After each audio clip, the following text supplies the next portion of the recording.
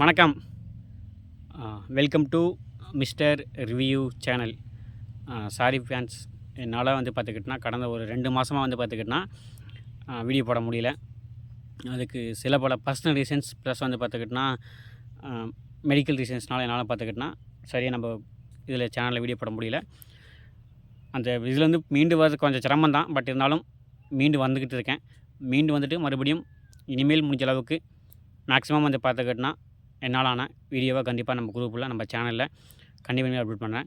அதுக்கு உங்களோட ஆதரவும் உங்களோட சப்போர்ட்டும் லைக்கும் கண்டிப்பாக தேவை. ஸோ அதனால் நீங்கள் கண்டினியூவாக தொடர்ந்து நம்மளோட சேனலுக்கு ஆதரவு தரும்படி உங்களை தாழ்மையாக கேட்டுக்கிறேன். உங்களுக்கே தெரியும், நம்ம சேனலில் பார்த்துக்கிட்டனா தமிழ் சினிமா செய்திகளும் மற்றும் பழைய மற்றும் புதிய படங்கள் ரிவ்யூ தவிர்த்துட்டு நடிகர் விஜய் அவர்களோட தாவேகா தமிழக வெற்றி கழகம் பற்றியும் ஒரு சில நியூஸ் அப்பப்போ போட்டுட்ருக்கோம். லாஸ்ட்டாக பார்த்துக்கிட்டனா இந்த அவரோட டைவர்ஸ் கேஸை பற்றி நம்ம போட்டிருந்தோம்.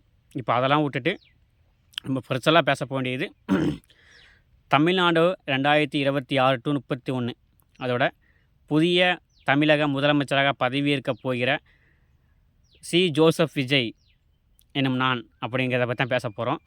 அதை பற்றி பேசுறதுக்கு முன்னாடி ஒன்றே 2.5 வருஷத்தில் ஒரு மனுஷன் கட்சி ஆரம்பித்து 2.5 வருஷத்தில் ஒரு கட்சி ஆரம்பித்து தமிழ்நாடு முழுக்க பிரச்சாரம் போகாமல் அவர் முழுக்க நம்பியிருந்தது ஆன்லைனில் மட்டுமே.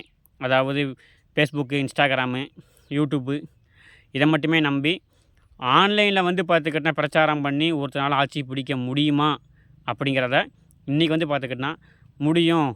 எண்ணமும் செயலும் ப்ளஸ் பார்த்துக்கிட்டனா எடுத்துக்கொண்ட டார்கெட் பார்த்துக்கிட்டனா தெளிவாக இருந்தால் யார் நம்மளோட ஆடியன்ஸ், யார் நம்மளோட ஓட்டர்ஸ் அப்படின்ட்டு இவங்களை சூஸ் பண்ணி நம்ம டார்கெட்டை சூஸ் பண்ணி அடித்தோம்னா எப்பேற்பட்ட இதையும் பார்த்துக்கிட்டனா சாத்தியம் முடியாதையும் முடிக்கலாம். அப்படிங்கிறதுக்கு தமிழக வெற்றி கழகம் விஜய் சார் பார்த்துக்கிட்டனா மிகப்பெரிய பார்த்தீங்கன்னா ஒரு உந்துகோலை கொண்டிருக்கா. அப்படி அவர் ஆரம்பிச்சிலேருந்தே பார்த்துக்கிட்டனா கட்சி ஆரம்பித்து மாநாடு முதல்ல போட்ட விக்கிரவாண்டி மாநாடு, அந்த விக்கிரவாண்டி மாநாட்டிலே பார்த்துக்கிட்டனா ஒரு நரேட்டிவ் செட் பண்ணிகிட்டே இருந்தா. அப்படி அதாவது திமுகவுக்கும் தாவேகாவுக்கு தான் போட்டியே, டிஎம்கே டிவிகே அப்படிங்கிறத சொல்லிக்கிட்டே இருந்தா. அப்படி எலெக்ஷன் ரிசல்ட் வரும்போது பார்த்தா என்னடா அது ஒரு கணிக்க தவிட்டாரோ நினச்சிட்டு இருக்கும்போது இல்லை, அவரோட கணிப்பு தான் சரியாக இருக்குங்கிறத இன்றைக்கி பார்த்தா எதிர்கட்சியாக பார்த்தீங்கன்னா திமுக பார்த்தீங்கன்னா உட்காந்துருக்கு.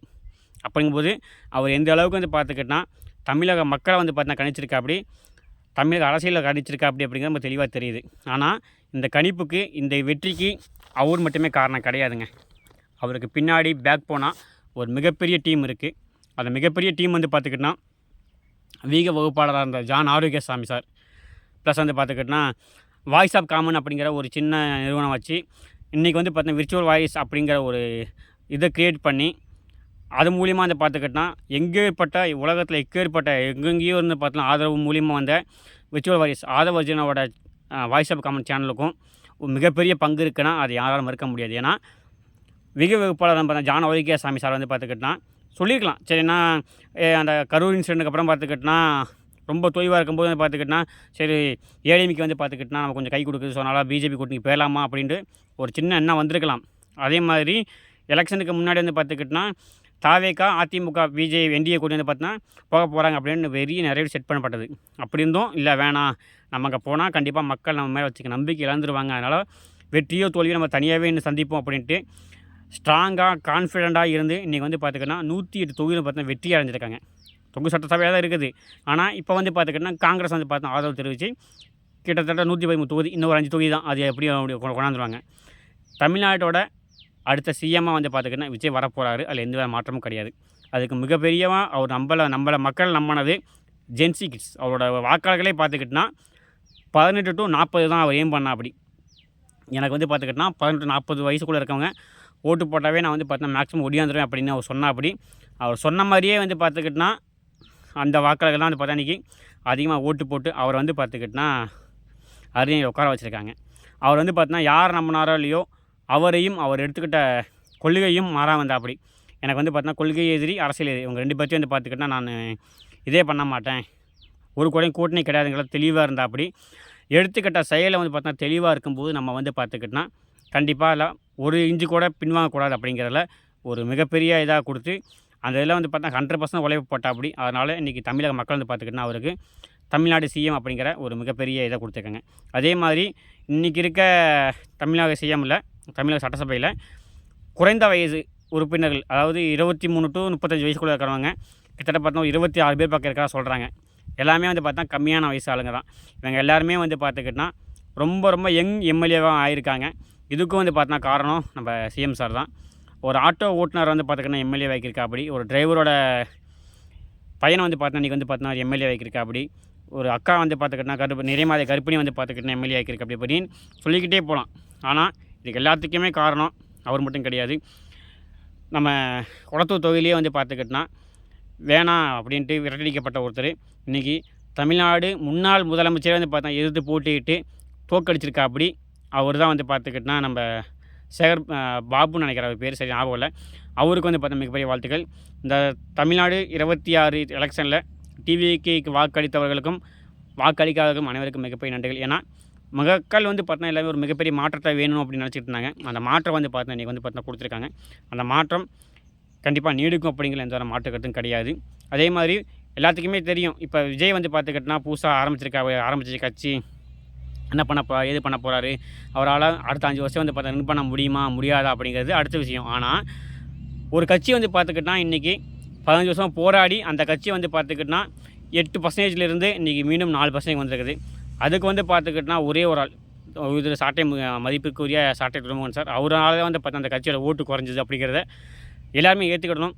அதான் வந்து பார்த்துக்கிட்டனா இனி வரும் எலெக்ஷனில் அந்த கட்சியோட ஒருங்கிணைப்பாளர், நாம் தமிழர் கட்சியோட ஒருங்கிணைப்பாளர் அண்ணன் சீமான் வந்து பார்த்துக்கிட்டனா கண்டித்து, இல்லைப்பா நம்மளோட கொள்கை என்ன கோட்பாடு அதை மட்டும் பற்றி பேசி தேவையில்லாமல் அந்த தனிமான வன்மத்தை ஒதுக்கி வச்சுட்டு அவங்க பண்ணுற நல்லதை மட்டுமே பாராட்டு, கெட்டதாக வந்து பார்த்தா கண்டிப்பாக சுட்டி காட்டு அப்படின்னு சொல்லி தனிமத வன்மத்தை வந்து பார்த்து தூக்கி வச்சுட்டு அரசியல் ரீதியாக பார்த்தாங்கன்னா அந்த கட்சி அடுத்து வரக்கூடிய எலெக்ஷனில் மேலும் பல % வர வாய்ப்புகள் அதிகமாக இருக்குது. ஆனால் அப்படி பண்ணுவாங்களா அப்படிங்கிறது தெரியல, பார்ப்போம் என்ன பண்ணுறாங்கன்னு. அதே மாதிரி இன்றைக்கி இருக்க இந்த ஆன்லைன் உலகத்தில் எந்த விதமான எதிர்பார்ப்புமே இல்லாமல் ஏகப்பட்ட யங்ஸ்டர்ஸ் வந்து பார்த்தீங்கன்னா விர்ச்சுவல் வாரிஸ் அப்படின்ட்டு அவங்களா யதார்த்தமாக எந்த வித எதிர்பார்ப்பும் நிறைய பேர் வந்து பார்த்தீங்கன்னா தமிழக வெற்றி கழகத்துக்காக வந்து பார்த்துக்கிட்டனா போஸ்டர் போட்டு அந்த கழகத்தை ஓட்டு போட வச்சுருக்காங்க. விஜய் வந்து சார் வந்து பார்த்துக்கிட்டனா வீட்டில் இருக்க அந்த சின்ன குழந்தைகிட்டலாம் கேட்கும்போது என்னடா ஒரு சின்ன குழந்தைலாம் கேட்க சொல்கிறாரு அப்படின்னு சிரித்து பார்த்தவங்க இன்றைக்கி அதை நம்ம மிஸ் பண்ணிட்டோமே அப்படின்னு ஃபீல் பண்ணுறாங்க. அதுவும் வந்து பார்த்தா ஒரு மிகப்பெரிய மாற்றம். ஒரு கட்சி யாரை எப்படி அட்டாக் பண்ணால், எப்படி வந்து பார்த்தா ஏம் பண்ணால் ஆட்சிக்கு வர முடியுங்கிறது இது ஒரு உதாரணம். 1976 வந்து பார்த்துக்கிட்டோன்னா நம்ம 76 86 தெரில, அதில் வந்து பார்த்துக்கிட்டோன்னா நம்ம எம்ஜிஆர் ஐயா வந்து பார்த்துக்கிட்டோன்னா தனியாக கட்சி ஆரம்பித்து 34% வாட்டு வாங்கியிருக்கா அப்படி. அதுக்கப்புறம் 2026 விஜய் வந்து பார்த்தீங்கன்னா கட்சி ஆரம்பிச்சு 2 வருஷத்தில் 35% ஓட்டு வாங்கியிருக்கா அப்படி. எம்ஜிஆரையும் வந்து பார்த்தா மிஞ்சிட்டா அப்படி. ஒரு மீம்ஸ் கூட பார்த்தேன், அதாவது